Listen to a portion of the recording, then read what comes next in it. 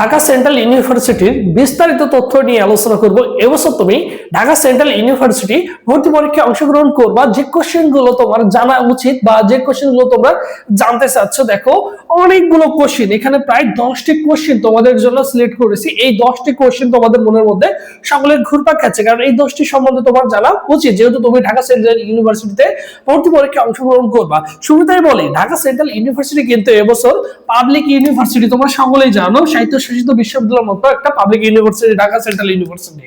ঠিক আছে, এখন প্রথম কোশ্চেন যে ভাইয়া আবেদন শুরু ও শেষ। দেখো, ঢাকা সেন্ট্রাল ইউনিভার্সিটির আবেদনটা তোমাদের সম্ভাব্য যত সম্ভব ঈদের পরে শুরু হবে। ঠিক আছে, ঈদের পরে শুরু হবে এবং মোটামুটি তোমাদের 15 দিন মতো সময় দিবে অনলাইনে আবেদন করার জন্য। এরপর দেখো, ঢাকা সেন্ট্রাল ইউনিভার্সিটি কিন্তু সেকেন্ড টাইম রয়েছে, তুমি অবশ্যই সেকেন্ড টাইম পরীক্ষা দিতে পারবা নিঃসন্দেহে। এরপর দেখো, বিভাগ পরিবর্তন।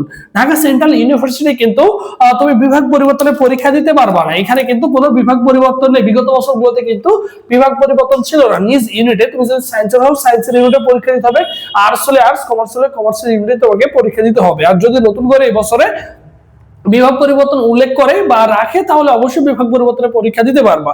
কিন্তু চান্স পাওয়ার পরে তুমি চাইলে কিন্তু বিভাগ পরিবর্তনের সাবজেক্ট নিয়ে পড়তে পারবো, বাংলা ইংলিশ নিয়ে পড়তে পারবো, কোনো সমস্যা নেই। এরপর দেখো, এক্সাম কেন্দ্র। এটা হচ্ছে তোমাদের এক্সাম কেন্দ্র কোথায় হবে? ঢাকাতেই হবে। ঠিক আছে, এক্সাম কেন্দ্র কোথায় হবে? ঢাকাতেই হবে।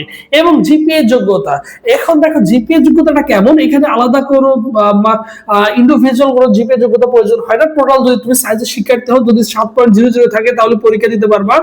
মানবিকের যদি হও 6.00 লাগে, আর বাণিজ্য শাখার শিক্ষার্থী যদি হও 6.50 থাকলেই তুমি পরীক্ষা দিতে পারবা, দুইটা মিলে। ঠিক আছে, আলাদাভাবে তোমার কোনো জিপে শর্ত নেই। এরপরে আসন সংখ্যা কত?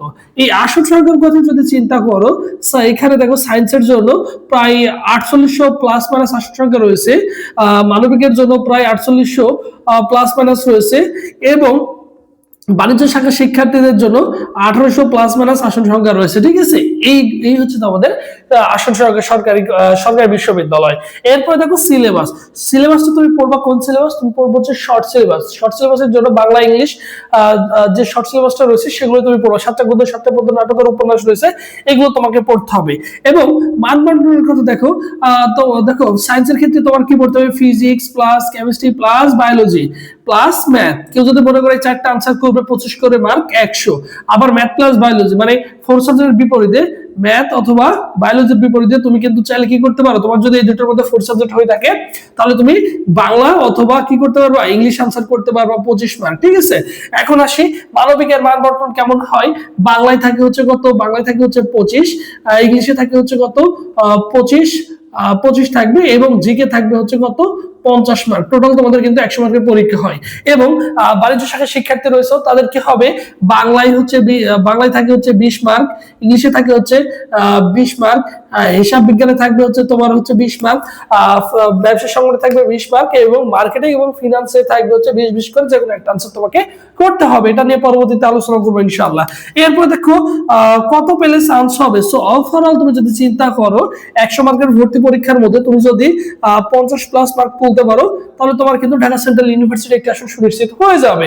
ঠিক আছে, ভর্তি পরীক্ষা কোন মাসে হতে পারে তার আগে তোমাকে একটা অ্যানাউন্সমেন্ট দিয়ে দিই। এবছর তোমরা যারা ঢাকা সেন্ট্রাল ইউনিভার্সিটি সুন্দর করে গুছিয়ে প্রিপারেশন নিতে চাচ্ছ, সো তোমাদের জন্য স্পেশালি আমাদের একটা অনলাইন এক্সাম ব্যাচ রয়েছে, যেখানে তুমি কিন্তু 100 প্লাস পরীক্ষা দিতে পারবা। সকল বিষয়ের সাজেশন পিডিএফ পাবা, প্লাস হচ্ছে প্রশ্ন ব্যাংক পিডিএফ পাবা। ঠিক আছে, সাজেশন পাবা আলাদা আলাদা প্রত্যেকটা সাবজেক্টের জন্য, সায়েন্স কমার্সের জন্য আলাদা কিন্তু আমাদের অনলাইন এক্সাম ব্যাচ রয়েছে।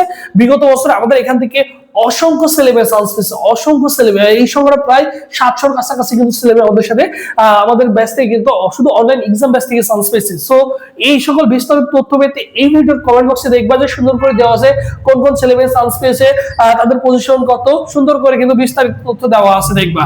এরপরে ফি হচ্ছে মাত্র বিগত বছরের মতো এবছরও অনলি 200 টাকা। 200 টাকা দিয়ে যুক্ত হতে পারবে। ভর্তি প্রসেস 01727675241 এই নম্বরে 200 টাকা বিকাশ নগদ সেন্ড মানি করে এই নম্বরে হোয়াটসঅ্যাপে করলেই তোমাকে সকলের সাথে গ্রুপে অ্যাড করে দেওয়া হবে। এখান থেকে তুমি সাজেশন সবকিছু পেয়ে যাবে এবং তোমাকে সকলের সাথে গ্রুপে অ্যাড করে দেওয়া হবে। তুমি সায়েন্স হলে সায়েন্স, আর্টস হলে আর্টস, কমার্স হলে কমার্স গ্রুপে সুন্দর করে গুছিয়ে প্রিপারেশন নিতে পারবো ভর্তি পরীক্ষার আগ পর্যন্ত। আর এটা হচ্ছে আমাদের অফিসিয়াল ফেসবুক পেজ, সবুজ স্যার লিখে ফেসবুক অপশনে সার্চ করলে আমাদের অফিসিয়াল ফেসবুক পেজ পেয়ে যাবে। এই পেজে এসএমএস করলে ভাই তোমাকে রেসপন্স করবে। সো যে কোনো প্রবলেম ফেস করলে অবশ্যই ভাইদের সাথে যোগাযোগ করতে পারবা, ঠিক আছে।